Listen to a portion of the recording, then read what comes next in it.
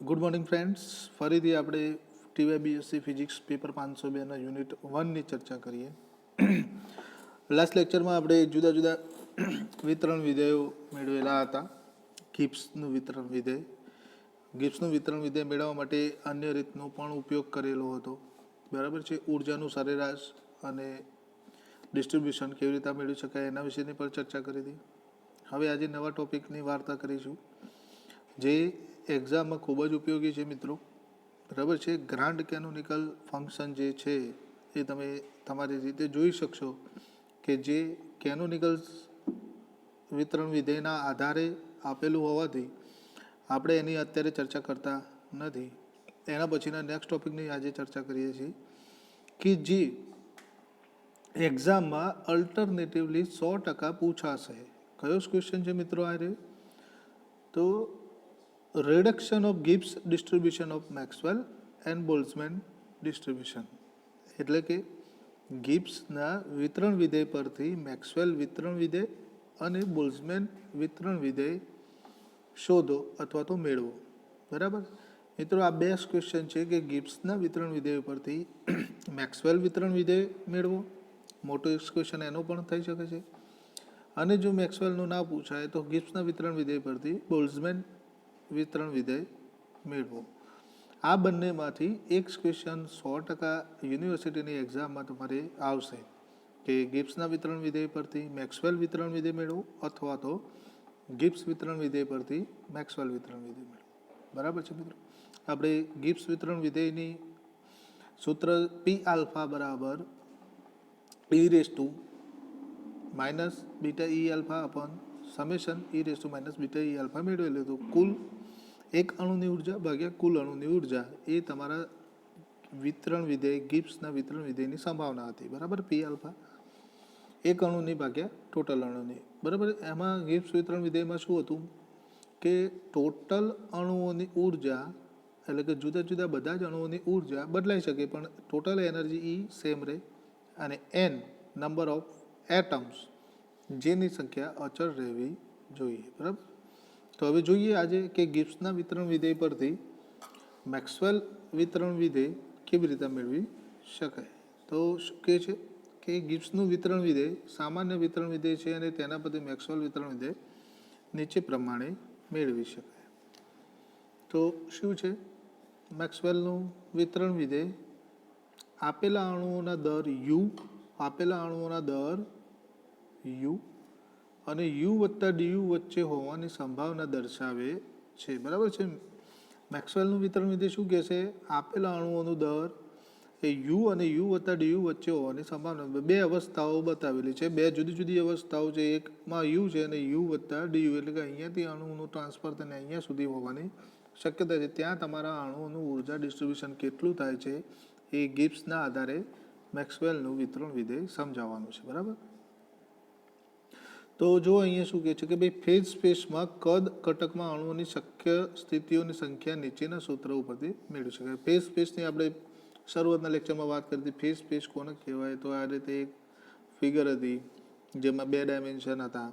Actually તમે 3 ડાયમેન્શનમાં પણ લઈ શકો. બરાબર છે કે સ્થાનયામ અને વેગમાનયામ ઉપર આધારિત અવકાશને આપણે ફેઝ સ્પેસ કહેતા હતા. તો આ ફેઝ સ્પેસમાં અણુઓની શક્ય સ્થિતિ એટલે કે અણુ ક્યાં ક્યાં હોઈ શકે એની સ્થિતિ નીચેના સૂત્ર મુજબ આપી શકાય. કયા સૂત્ર મુજબ? તો ડી ઝેડ એટલે કે તમારું કદ ખંડ સ્પેસ છે એ D Z upon H cube એટલે ત્રિપરિમાણમાં.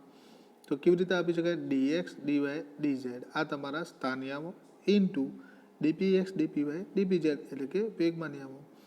ફેઝ સ્પેસમાં બે જ યામોની જરૂર પડે છે, સ્થાનયામ વેગમાનયામ. એટલે કે ડીએક્સ હોય તો ડીપીએક્સ, ડીવાય હોય તો ડીપીવાય, ડી ઝેડ હોય તો ડીપી ઝેડ. બરાબર. આ બંનેનો ગુણાકાર તમારે ફેઝ સ્પેસમાં સ્થાનિયામની માહિતી આપશે ભાગ્યા તમારે ત્રિપરિમાણમાં છે એટલે એચ ક્યુબ.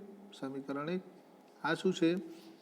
ફેઝ સ્પેસમાં અણુઓની શક્ય સ્થિતિની સૂત્ર. બરાબર છે. અણુઓની શક્ય સ્થિતિઓનું સૂત્ર.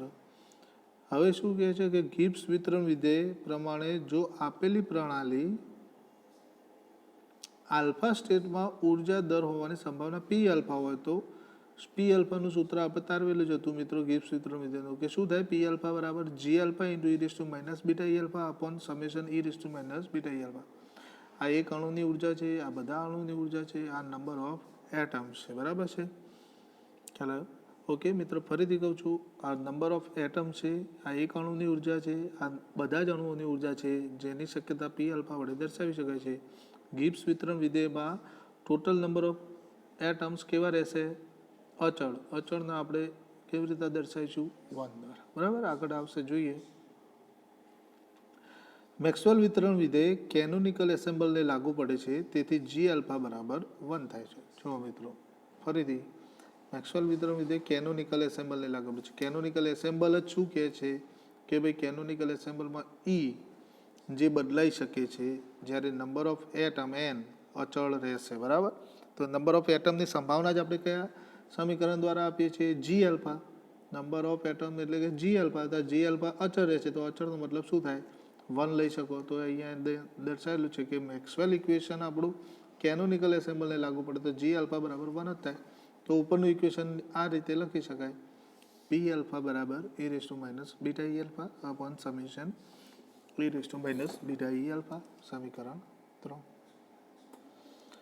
તો આપેલી ફેજ પ્રણાલી ફેજ અવકાશમાંના ઘટક ડીટોમાં દળ મેળવવાની સંભાવના દર્શાવે છે, જેને પી આલ્ફા ડીપી આલ્ફા છે. તો ડીપી આલ્ફા બરાબર શું થાય? e raise to minus beta E alpha upon summation e raise to minus beta E alpha into ઘટક સ્પેસમાં દળ હોવાની સંભાવના તમારી કેટલી છે? ડી ટુ, અને ત્રિપરિમાણ છે એટલે ભાગ્યા એચ ક્યુબ.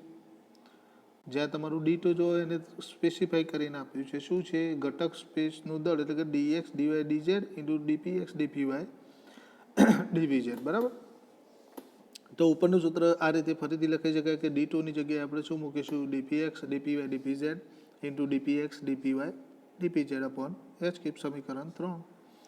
તો મિત્રો DX into DY into DZ એ તો શું છે? તમારું વોલ્યુમ. તો ઉપરના સમીકરણમાં ડીપીએક્સ ડીપી ડીપીઝેડ બરાબર શું મૂકી દો? વી. અને ઉપરનું સમીકરણ એમના એમ નીચે જુઓ તમે. સમીકરણ 3 ને ડીએક્સ ડીવાય ડીપીઝેડ બરાબર વી લખીને આ રીતે લખી શકાય. જુઓ,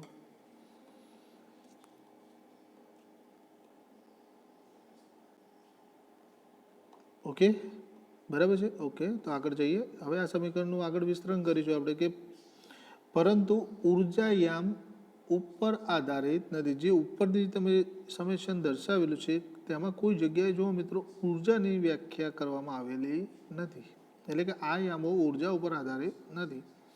તે યામ પદ્ધતિથી સ્વતંત્ર છે. જો ઉપરોક્ત સમીકરણને ગોલીય પદ્ધતિમાં દર્શાવીએ તો કેવી રીતે દર્શાવાય? જુઓ, ડીપીએક્સ ડીપીવાય ડીપીઝેડ આ તમારો કદખંડ છે. તમે જનરલી કદખંડને આપણે ચોરસ અથવા તો દ્વિપરિમાણમાં દર્શાવીએ છીએ, પણ અહીંયા કઈ પદ્ધતિમાં વાત છે? મેક્સવેલ સમીકરણ થવા માટે ગોલીય, આ રીતે ગોલીય યામ પદ્ધતિમાં ડીએક્સ ડીવાય ડીપીઝેડ. બરાબર, તો હવે ડીએક્સ ડીપીવાય ડીપીઝેડ બરાબર શું લખી શકાય? 4πp² DP. ખ્યાલ? ગોળીય યામ પદ્ધતિ છે તો એનું ક્ષેત્રફળ બરાબર શું થાય મિત્રો? આપણને ખબર જ છે, ગોળીય યામ પદ્ધતિનું 4πr². બરાબર છે. હવે 4πr² અહીંયા આર ત્રિજ્યા છે તમારી, તો ત્રિજ્યાની જગ્યાએ અહીંયા તમારું ઘટક તત્વ કયું છે? પી. તો 4πp² ઇન્ટુ ડીપી. ઓકે, તો ઉપરના સમીકરણનું જે સમીકરણ 3 હતું એમાં ડીએક્સ ડીપીવાય ડીપીઝેડને બદલે આપણે શું મૂકીશું? 4πp² DP. તો અહીંયા મૂકી દીધું.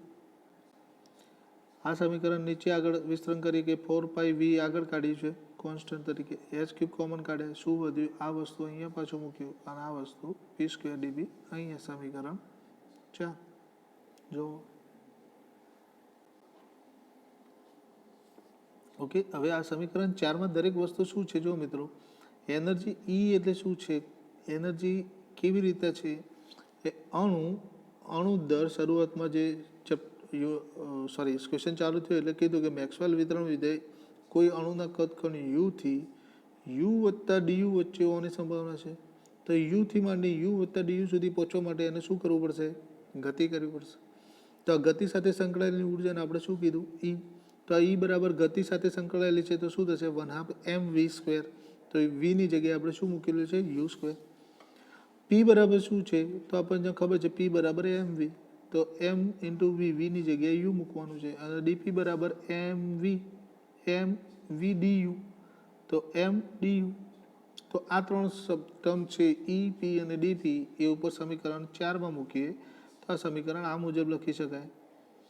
ડીપી આલ્ફા બરાબર 4πv/h³ એમના એમ e⁻ બીટા એમના એમ. ઈની જગ્યાએ શું મૂકવાનું છે? 1/2 mu². સેમ રીતે નીચે પણ એમ. પી સ્ક્વેરની જગ્યાએ m² લખવાનું છે. શું લખવાનું છે? m²u². ડીપીની જગ્યાએ m du તો m du. તો આ m × m² એટલે કે m³ u² du. સમીકરણ 5. બરાબર છે. સરળ મેથેમેટિકલ સ્ટેપ્સનો ઉપયોગ કરવાનો છે મેક્સવેલ વિતરણ વિધેયમાં. જે જોતા રહો તો ખ્યાલ આવશે. બરાબર છે મિત્રો. સમીકરણ 4 ઉપરથી સમીકરણ 5 આ રીતે બનશે. ઓકે, જુઓ તમે. ઓકે, તો હવે કુલ સંભાવના મિત્રો કેટલી હોવી જોઈએ? એક જ હોવી જોઈએ. કારણ કે તમે અણુની ઉર્જાની આપલે કરી શકો છો પણ ટોટલ એનર્જી કોન્સ્ટન્ટ રહેવી જોઈએ. અણુ આપલે કરતા હોય તો પણ ટોટલ નંબર ઓફ એટમ્સ કેટલા રહેવા જોઈએ? 6 રહેવા જોઈએ. એટલે કે સંભાવના, કુલ સંભાવના કેટલી છે આપણી પાસે? એક જ હોવી જોઈએ. તેથી શું થશે? 0 થી ઇન્ફાઇનાઇટ સુધી જાઓ ડીપી આલ્ફા, પણ એનું જવાબ શું આવવું જોઈએ? અચળ 1. તો 0 થી ઇન્ફાઇનાઇટ ડીપી આલ્ફા, 0 થી ઇન્ફાઇનાઇટ 4π આખું ટર્મ સમીકરણ 5 નું એમના એમ રાખવાનું છે. જુઓ તો ડીપી 0 થી ઇન્ફાઇનાઇટ ડીપી આલ્ફાની વેલ્યુ કેટલી થશે? 1. તો 1 બરાબર 0 થી ઇન્ફાઇનાઇટ આ આખું ટર્મ છે. જુઓ એમના એમ લખેલું છે. કોન્સ્ટન્ટ પાર્ટ તમારા બહાર કાઢ્યા છે અને ઇન્ફાઇનાઇટ 0 થી alpha e⁻β mu²/2 × u² du બરાબર 1. સમીકરણ 6. આનું આપણે આગળ વિસ્તરણ કરીશું આપણે ઇન્ટિગ્રેશનની રીતે. તો શું થશે? જુઓ, જે તમને દર્શાવેલું છે ઇન્ટિગ્રેશન કોન્સ્ટન્ટ પાર્ટ એમને એમ રાખ્યો છે. પહેલાંનું વિસ્તરણ બતાવ્યું છે 1/2 bm/2 √3/2 બરાબર 1. આગળ એનું સરળતાથી કરીએ તો શું થશે? √2 ઉપર 3/2 છે એટલે 2 ઉડી જશે અને √2 ઉપર આવશે તો √2 ઉપર bm/3/2. આ 3/2 માં √π/2 બરાબર 1. એના આગળ જોઈએ તો 4π આ સમીકરણનું વિતરણ કરતા રહેવાનું છે અને આગળના સ્ટેપ્સ મૂકશા તો આ રીતેનું સમીકરણ આવશે. 4π m³ × v/h³ ∑e⁻β mu²/2 √2 ના આપણે બહાર કાઢીએ અને √3/2 નું ઉપર લઈ જઈશું એટલે 2/3 ના પાછળ 3/2 થઈ જશે તો 2/bm/3/2 √π/2 એમના એમ. ફરીથી 4π m³ v/h³ ∑e⁻β u²/2. હવે સમીકરણ ઉલટાઈ દઈએ તો 4/√. આ જો ઇઝ ઇક્વલ ટુ ક્યાં લાવ્યા છે? વચ્ચે. અને આ વસ્તુ આ બાજુ લઈ ગયા તો શું થશે? 4 આ બાજુ ગયા. √π નીચે તો √π નીચે. આ bm ઉપર જશે /2 નીચે 3/2. સમીકરણ 7. Okay okay. આ સમીકરણ 7ની કિંમત સમીકરણ 5માં મૂકીએ તો આપણને આ રીતેનું કંઈક ઇક્વેશન મળશે. મિત્રો તમારી જોડે મટીરિયલ રાખજો જેથી ઉપરના સમીકરણો સરળતાથી તમે જોઈ શકો.